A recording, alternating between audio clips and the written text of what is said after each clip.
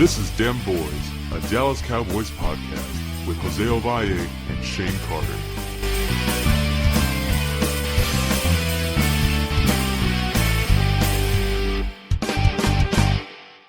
What's up, guys, and welcome to DEM BOYZ Podcast, a Dallas Cowboys fan podcast. My name is Jose Ovalle, and later I'll be joined by our Cowboys expert Shane Carter. We are a fan-produced and independent podcast. We talk news and all things America's team. Later in this episode, we will discuss the 2017 NFL Draft with Shane. But first, the news. We will start off with some sad and disappointing news. Randy Gregory has failed his 7th drug test. Gregory was already serving a year-long suspension and could have applied for reinstatement in December if he stayed clean. But according to TMZ, a test Gregory took on February 21st was positive for marijuana. Then, TMZ said, Gregory blew off NFL officials wanting to discuss his situation, and sources close to Gregory said he's drifted from football. Gregory was once viewed as a top 10 talent in the 2015 draft as a dynamic pass rusher. His fall in the draft was significant, but the Cowboys have often taken chances on players with medical or character questions coming out of college. Unless Gregory's path changes dramatically, it seems like that draft gamble was a losing one. It's a very sad and disappointing situation. Listen, I understand you like to smoke weed 24/7, but could you really not stop for like 5 years and maybe bring in a couple $1 million?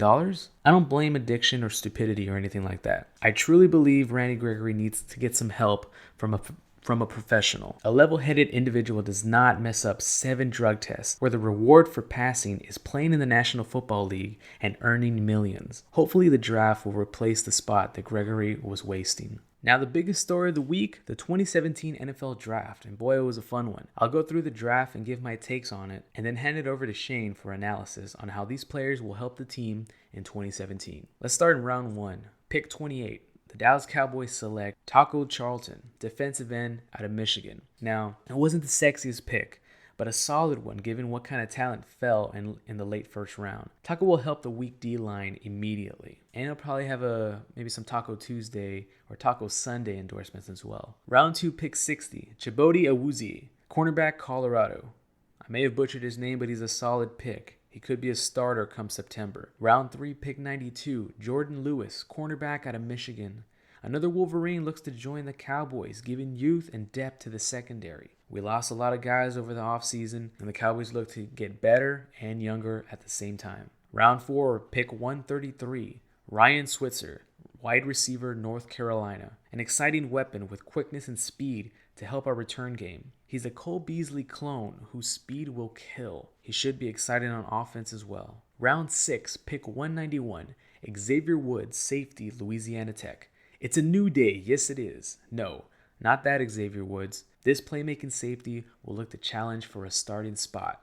So watch out, Jeff Heath. Round 6, pick 126, Marquez White, cornerback, Florida State. Another corner to replenish what the Cowboys lost in the offseason. Can't ever have enough depth. Round 7, pick number 228, Joey Ivy, defensive tackle, Florida. A big man to clog up the middle and hopefully get to the quarterback. Round 7, pick 239, Noah Brown, wide receiver, Ohio State. We all saw his around-the-back catch in the Oklahoma game. This talented receiver fell in the draft and looks to prove his worth. Should be exciting. And lastly, round 7, pick 248, Jordan Carell, defensive tackle, Colorado. You can never have enough defensive linemen. And that's it. A solid defensive draft, I think. The Cowboys let go of a lot of valuable pieces in the offseason, and with these new draftees, the defense just got a whole lot younger, and one could argue, a whole lot better. Now, let's hear from our Cowboys expert, Shane Carter. All right, and we're back with Shane Carter. He's our resident Cowboys expert, and he's going to break down the 2017 NFL Draft for the Dallas Cowboys. So, Shane, take it away. Hey, Joe. Good talking to you. As everyone knows, that this past week's draft, it addressed more need than necessarily the best player available. I think everyone saw that. And with the first pick, it kind of caught a lot of surprise, me especially. Taco Charlton, defensive end from Michigan. And now this guy's a really long body guy. He's 6'6", 275. He does really well in the combine. He ran 4.92 40, which isn't bad. But in his production, he had 19 career sacks. 15 and a half of them were actually in 2 years. He had 28 tackles for loss, but 22 of those were also in 2 years. And I think what kind of set him apart from guys like J.J. Watt or my guy Chris Harris or maybe a Tack McKinley was that This guy is not an outside linebacker in a 4-3. He's not an outside linebacker in a 3-4. He's a 4-3. Put your fingers in the dirt, defensive end, and that's like more of what they needed. And all those guys they tested, they probably could have played defensive end, but they would have had to learn a whole new type of scheme. That's why J.J. Watt wasn't picked. That's why others that probably could have been there weren't picked. Do you think it was a safe pick? I think it was a safe pick. It was a pick of need, and considering all the defensive ends that were available, it was probably the right pick. Safe pick is kind of a stretch because in the first round there's no safe pick. It's either boom or bust. So safe pick probably isn't the right word for the first round pick. But you can make the argument that while it may not have been the flashiest pick, it was probably the right pick. Okay, sounds fair. I know everyone was kind of disappointed. I think a lot of people wanted T.J. Watt just because of his name. That was kind of exciting, or maybe I don't know, some other player. Taco wasn't really talked about, but he should fill a really big need. Who's up next? Well, in the second round, they got a guy who I liked, but I guess I kind of overlooked him because I thought he'd be gone before 60. I definitely didn't see the Cowboys getting him at 28, and that's Chidobe Awuzie, and he's Drew Pearson's guy, as everyone knows him now. And if you watch the NFL draft, when Drew Pearson was up there, he gave probably the most passionate announcing of the pick I've ever heard. That was the best pick announcement of all time. Yeah, he egged on the Philly fans. He was praising Jerry Jones, the coaching staff, and it was amazing. But this guy's a really, really good corner. He's 6'1", 205, and really this guy can play the entire backfield. He can play left to right cornerback. He can play the nickel slot. He can play safety. And as you know, a lot of people know about Rob Marinelli. He likes guys to put on the field that have position flexibility. He likes guys who can play more than just one spot. And Chidobe Awuzie, I hope I'm pronouncing that name right. If he's listening, I'm sorry if I pronounced it wrong. I think it's way better than I did, so. It's okay. He's able to play really the entire defensive backfield. And in the combine, he tested really well. He ran at 4.4 340 at 35-inch vertical. And a guy that size is actually really impressive. This guy was a Thorpe and Nagurski watch list for the best defensive back and best defensive player in the country this last year. And his stats rang up really well with it. And this past 2 years, he got 3 interceptions. He totaled 9 career sacks. Yes, 9 career sacks for a cornerback. He forced 6 fumbles, had 25 tackles for loss. 18 of those were in the last 2 years. And so the Cowboys, some people think, may have gotten a steal with a guy who probably should have gone in the first round. Well, that's exciting. Sounds like a playmaker to me. Oh, yeah, they need playmakers on the defensive end. And a lot of people thought that even though they lost 4 defensive backs, some people believe that the Cowboys did what's called addition by subtraction. Not only did they may have lost 4 defensive back players, but they weren't exactly they weren't like the Seattle Seahawks Legion of Boom type players. They were guys that the team liked, but they probably could have done better in terms of like skill and talent wise. And also, they're going to get a good amount of compensatory picks next year, so they wouldn't lose too much out of this. Yeah, they got younger pretty quick. All right, who else did the Cowboys acquire? Well, the next one they picked was actually a teammate of Taco Charlton's. That's cornerback Jordan Lewis. And this pick was kind of controversial, and I think you probably agree in this past draft there's a lot of controversial picks. This one especially. Jordan Lewis was cornerback from Michigan. Who's actually in July had a trial set up for a March incident, which he was accused of domestic violence against his former girlfriend. He pled not guilty and actually quoted as saying, "I'm completely think that all charges will be dropped, and I think I'll be exonerated from everything." So he sounds pretty confident there, but or whatever, and they're taking chances on him. And for good measure, this guy ranges from like a 5'10", 5'11", 190-pound guy. And most people think of him as the guy who had that one-handed interception. And I think by now every Cowboy has seen that play because that's the kind of potential they want to see in him. And some people believe that he's going to be the successor to Orlando Scandrick because of the rumor that went around on draft night of the Cowboys trying to shop Orlando Scandrick. Yeah, I saw you got kind of mad on that on Twitter. Oh yeah, everyone was like really, really irritated about that. Scandrick was frustrated with it. And while Jerry Jones reassured everybody that Scandrick's going nowhere, it's ironic that he used a third-round pick on essentially a guy whose specialty is playing the slot against the quick slot receivers like a Randall Cobb or Julian Edelman type receivers. And this guy can also cover the outside. My bet is that going to start off the season, he'll be behind Scandrick in the slot and play some there. Okay. Sounds pretty promising. Maybe take his role sometime in the future if everything goes well. What happened in the yeah? Interestingly enough, like he had 6 career interceptions, and that's something the Cowboys needed was turnovers. And all 6 of those came in his last 3 years. Like he played all 4. He got all 6 of those in the last 3 years. So every year he's gotten progressively better. What happened in the 4th round?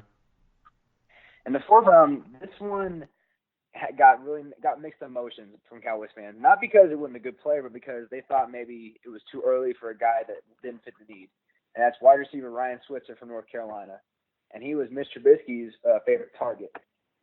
This guy, really, when I read the scouting report, it didn't sound very consistent because I had some people say he's 5'8", some people say he's 5'10". So he ranged somewhere from 5'8" to 5'10", anywhere from 180 to 190 pounds. So you're getting a guy who's about the size of a Danny Amendola type player, right? Yeah. And in his career, he had 243 catches, 2,903 yards, and 19 touchdowns. He actually had 7 punt returns for touchdowns, but he didn't have any his senior year. Now, that's not because he didn't return any. He returned maybe a couple, but his senior year, he was asked to become the number 1 receiver for Mr. Trubisky in his only year as starter. So he didn't really take on the responsibility as a returner anymore because he was asked to do more. For any Cowboys fans, hoping he can become the kick return guy also, I'd probably slow down that because he only had 2 kick returns ever in college. I mean, one was for, I think, 13, one was for about 19 yards, so they weren't any world breaker type things. He's more of a punt return guy. But in terms of a slot receiver, he's an instant upgrade over Lucky Whitehead in the slot. But the amazing thing is this guy can actually play some outside receiver roles routes also. And some people, I think, want to compare him to Cole Beasley because he's like maybe an undersized white receiver. But the truth of the matter is, you watch him play, his ability to return kicks, run the out routes, in routes. He looks to me more like a Randall Cobb type player. And I think that kind of athleticism that he has and his flexibility as a receiver and a returner can excite the Cowboys and their fans. Yeah, I like the pick. I always like a high-powered offense. So, do you think he's a day 1 punt returner on opening day? I would say that first of all, we'd probably find that out in the preseason. I would say day 1 preseason they probably stay with who they got, but they want Switzer to be the opening day punt returner. And I would say at this point I don't really know. But I'd be willing to bet the Cowboys are going to give every opportunity they can to make sure he gets that job. Okay, cool.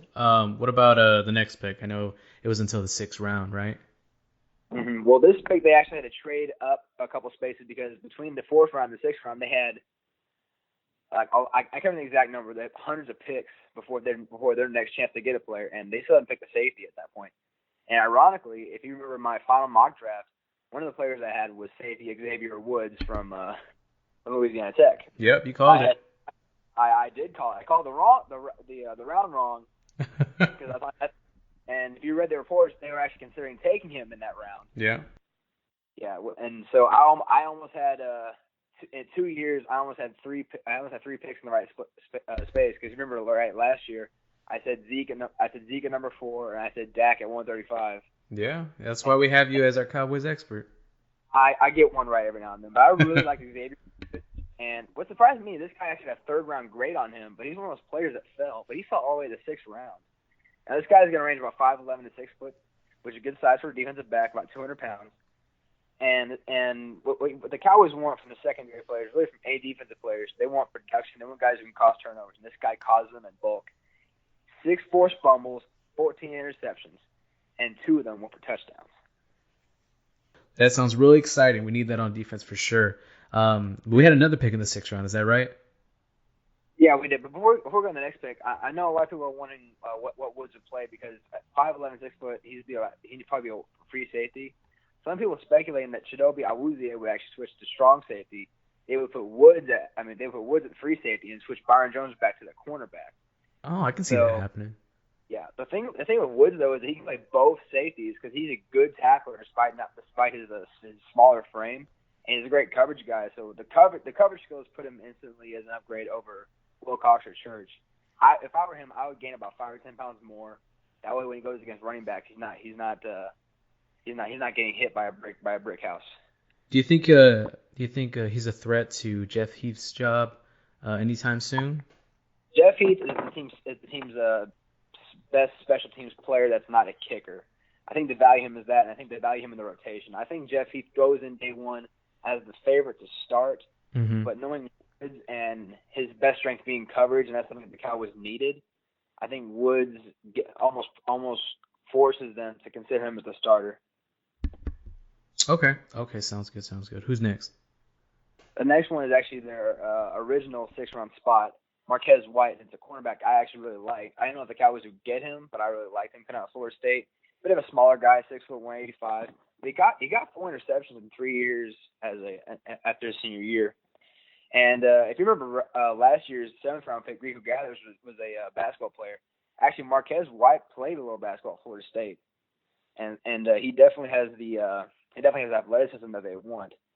The problem with him, though, is that the reason he's a 6th-round pick, he doesn't have the best ball skills. He's good at man-to-man, one-on-one type coverage, but once the receiver separates downfield, like they can get away and get the catch, and that's something he's going to need to work on if he's going to play for the Cowboys. All right, I know 7th round was pretty big for the boys. We had 3 picks to round off the draft. One of these I really liked. I liked him a lot, and I think you can guess which one I liked. Well, I know you're an offensive guy, so I'm going to say Noah Brown from Ohio State. Yeah, that catch against Oklahoma was something special.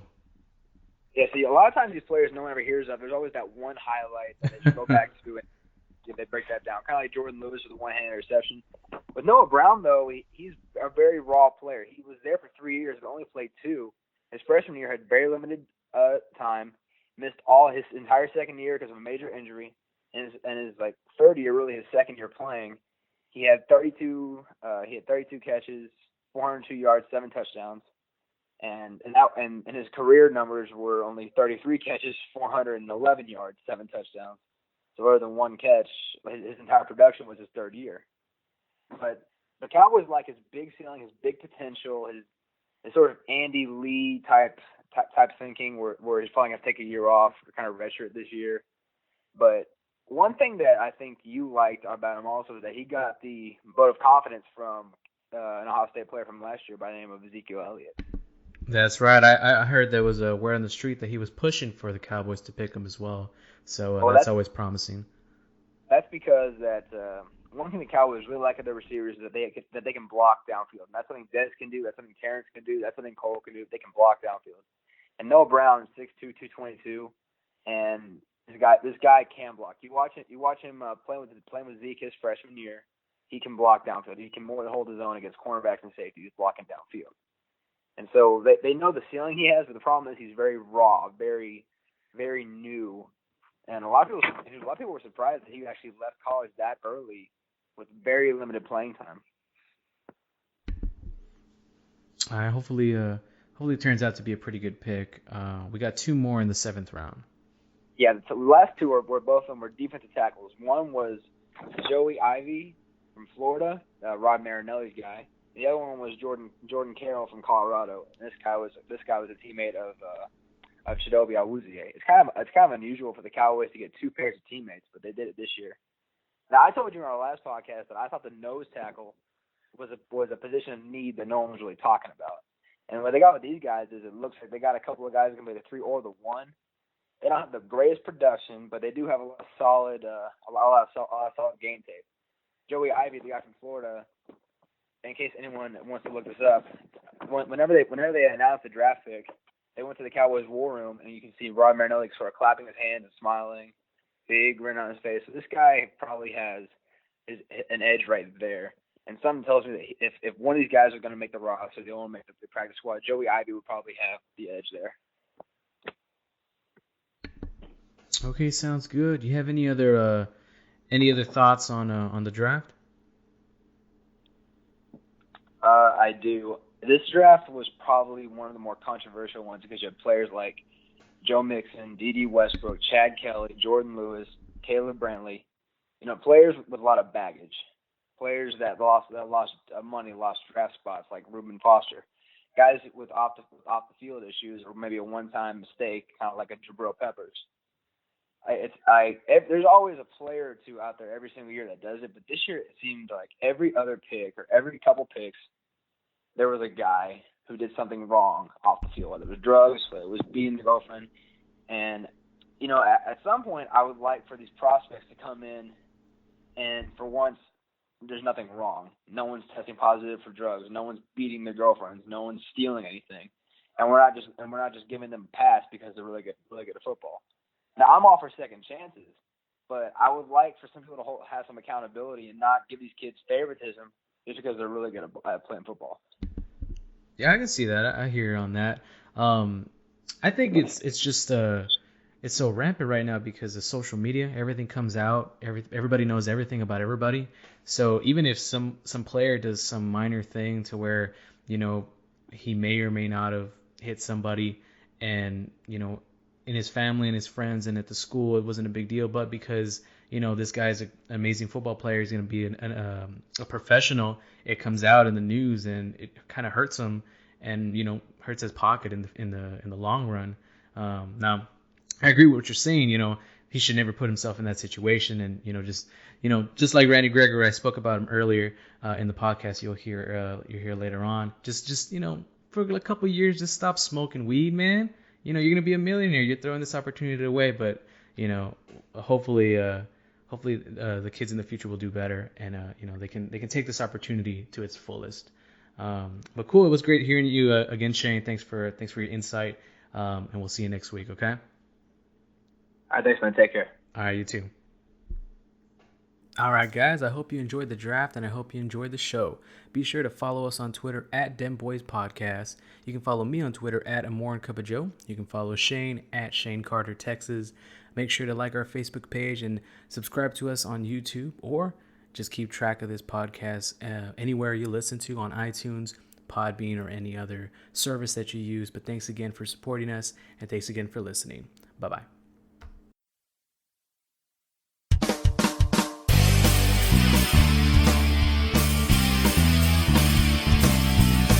This is DEM BOYZ, a Dallas Cowboys podcast with Jose Ovalle and Shane Carter.